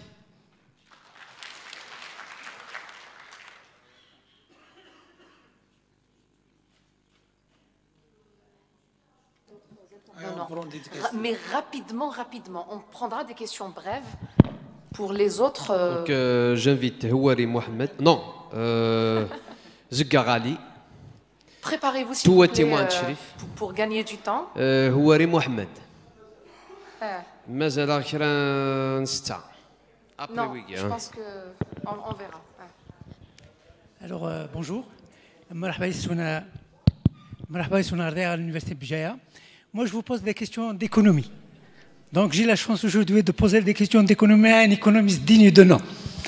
Donc, comme vous avez l'expérience sur la gestion des services publics, donc, vous avez évoqué lors de votre exposé comme quoi les caractéristiques de l'économie nationale, vous avez évoqué le problème de l'eau, n'est-ce pas?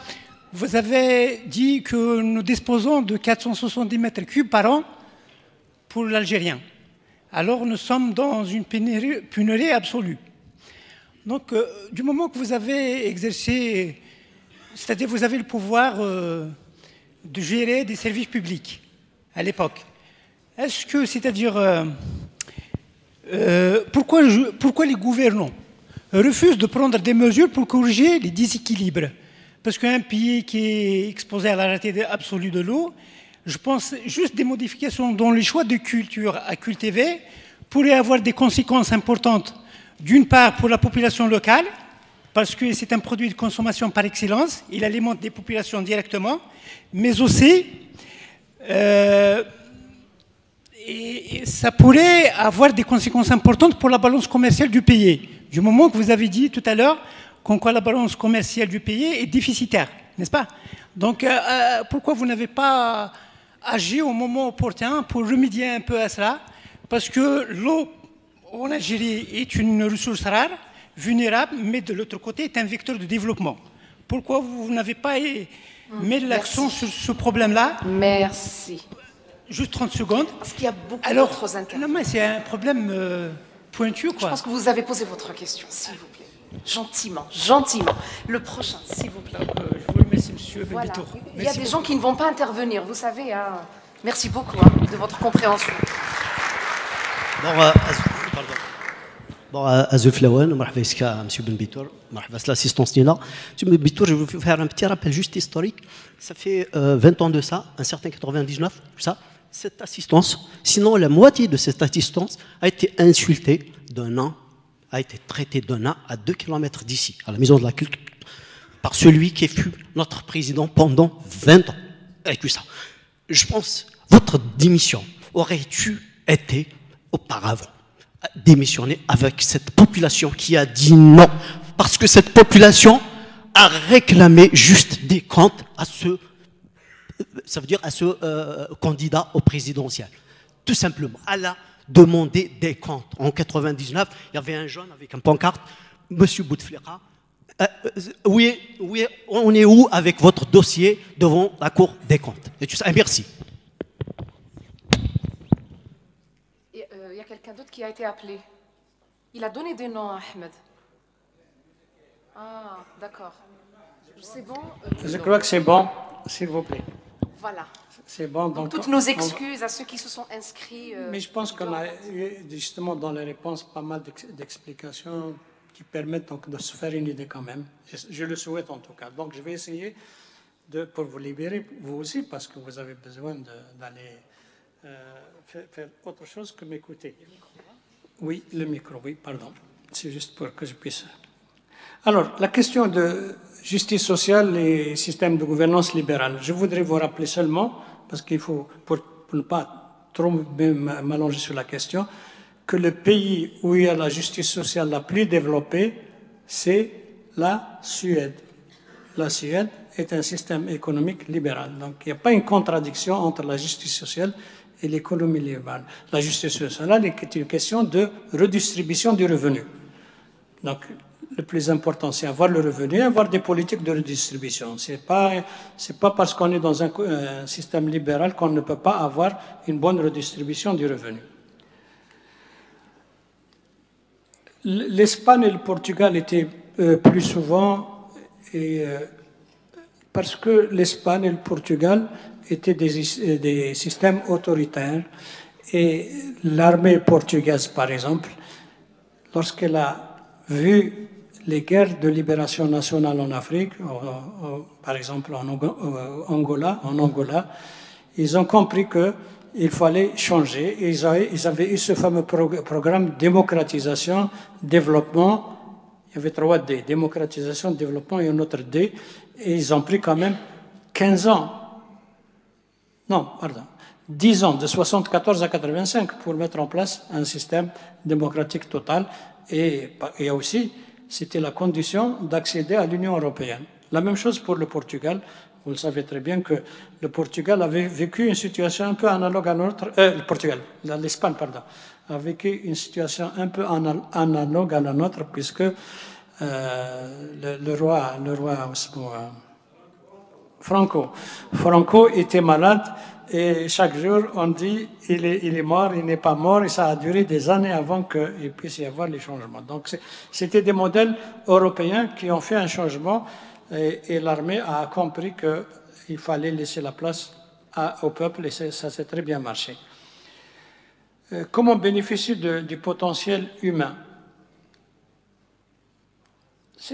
Donc, encore une fois, c'est d'abord avoir une gouvernance qui ait le savoir nécessaire pour pouvoir profiter de cette nouvelle phase mondiale qui est l'économie du savoir. Et lorsqu'on a mis en place l'économie du savoir, les choses iraient correctement, je pense. Peut-être que je suis un peu fatigué, je n'arrive plus à trouver les bonnes réponses. Oui, la gestion de l'eau. Bon, moi, j'ai toujours été contre, par exemple, la culture du blé avec l'arrosage. Parce que le blé consomme beaucoup d'eau, utilise moins de main-d'œuvre, et les rendements sont bons la première année, mais dès la 3e année, ils tombent complètement. Donc, il vaut mieux faire en sorte qu'il y ait de meilleurs rendements dans les pays à blé, le Cereço dans la Tiaret, ou le Oued Znati du côté de Constantine, qui ont des rendements très faibles, alors qu'ils peuvent avoir des rendements jusqu'à 35 à l'hectare. Il vaut mieux travailler là-bas qu'au Sahara. Il faut mieux utiliser, par exemple, la fleur, parce qu'elle s'exporte bien, elle apporte beaucoup de valeur ajoutée, et elle utilise beaucoup de main-d'œuvre, et elle consomme moins d'eau. Là aussi, il y a une grave erreur. On dit au Sahara, il y a beaucoup d'eau. Il y a beaucoup d'eau sur l'ensemble du territoire, mais tout ce qui est sous les dunes n'est pas disponible. Tout ce qui est loin des oasis n'est pas disponible. Donc, et globalement, comme je vous l'ai dit, nous sommes en pénurie absolue des eaux. Démission. J'ai oublié qu'est-ce qu'il y avait derrière la question de démission. Oui. J'avais oublié qu'est-ce qu'il y avait derrière la question de démission. J'ai noté. Non. Non. Pourquoi vous n'avez pas démissionné? Non, alors peut-être qu'il a été mal compris. Moi, j'ai dit d'abord, on m'a proposé d'être le chef du gouvernement qui prépare les élections présidentielles de 99 et je me suis excusé de le faire. D'accord? Pour ne pas dire, je ne l'ai pas fait, tout simplement. Ensuite, je vous ai dit que c'est avec beaucoup d'insistance que j'ai accepté de travailler avec le chef de l'État. Nous avons eu une réunion ferme dans Bad el-Maghreb sans le ftor pendant 5 heures avant que je n'accepte. Vous comprenez bien que ce n'est pas accepté aussi facilement. J'ai posé les conditions et puis quand j'ai vu que ces conditions n'étaient pas respectées, j'ai démissionné tout simplement. Et donc je voudrais bien vous remercier pour l'opportunité que vous m'avez offert de partager un certain nombre d'idées avec nos camarades. Et je souhaite grand succès à ce grand mouvement qui est en train de faire de l'Algérie un pays de référence, celui des marches des vendredis et des autres jours. Et j'espère plein succès. Et encore une fois, je termine en disant toute ma disponibilité pour apporter ma contribution. Et c'est tout. Merci.